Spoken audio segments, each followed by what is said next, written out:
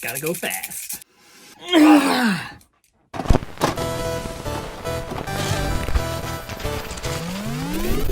Yo guys, my name is Cosplay Mini, and I specialise in bringing out people's most shonen personality traits. Today, I want to talk about what I believe is Sonic the Hedgehog's most shonen moment.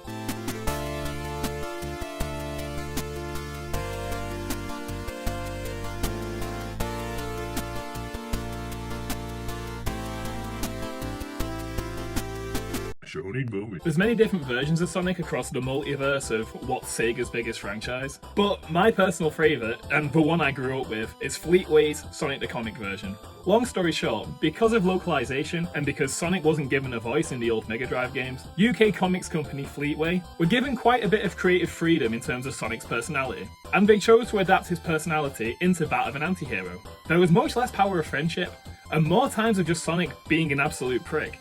In fact, in this version, Super Sonic was actually Sonic's dark side, which was brought into existence from too much exposure to chaos energy. And when Sonic would accidentally tap into this form, he'd even go as far to try and kill his friends. But despite these changes, Sonic at his core was still a hero. His core values were still there. He wanted to live free, he didn't like unnecessary suffering, and although he's a bit of a dickhead and rough around the edges, he still does the right thing. There were also changes made to his nemesis Dr. Robotnik. Rather than being a somewhat jolly bad guy, Robotnik in this version was the dark side of Dr. Ovi Kinterball, which was brought upon by too much exposure to chaos energy.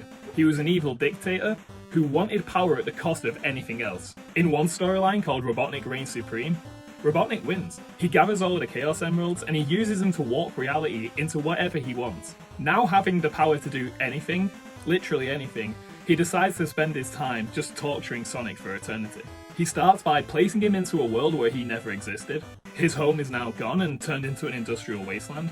None of his friends recognize him or know who he is, and they're all infinitely worse off. And lastly, Sonic learns that Tails is dead. After this realization, he momentarily breaks down in grief, but it's not enough to keep him down.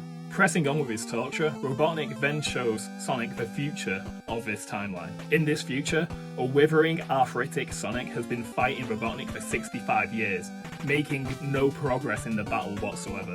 Sonic is told he's going to spend an eternity fighting, and it'll be for no reason.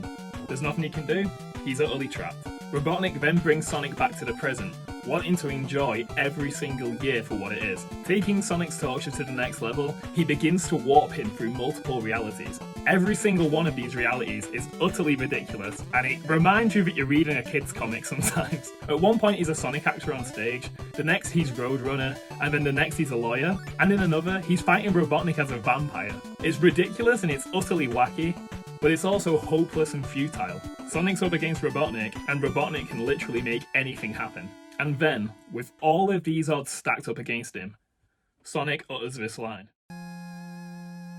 Change reality any way you like, Robotnik. Whatever you do, I'll still fight you. And somehow, I'll win. Because no matter how ridiculous the situation, I'll never give up, Robotnik. I'll never give up. He keeps fighting even when the odds are utterly insurmountable.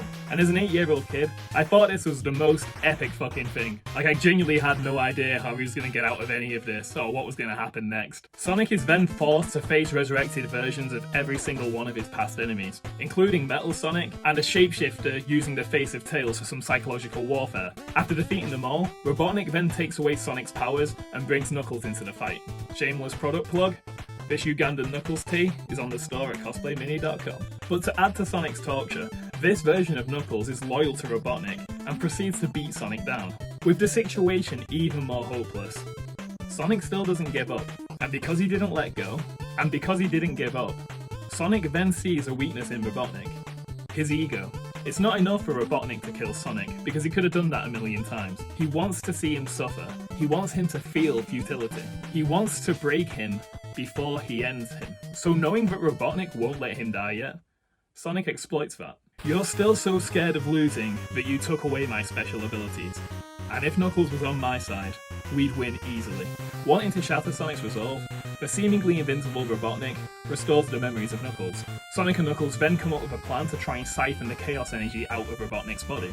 Sonic creates a diversion which nearly kills him, whilst Knuckles uses his knowledge of the Chaos Emeralds to take Robotnik's energy away, seemingly killing him in the process. After this, everything is restored to normal. Nobody can remember the incident besides Sonic and Knuckles, and our anti-hero version of Sonic says, "What's the point of being a hero if nobody can even remember it?"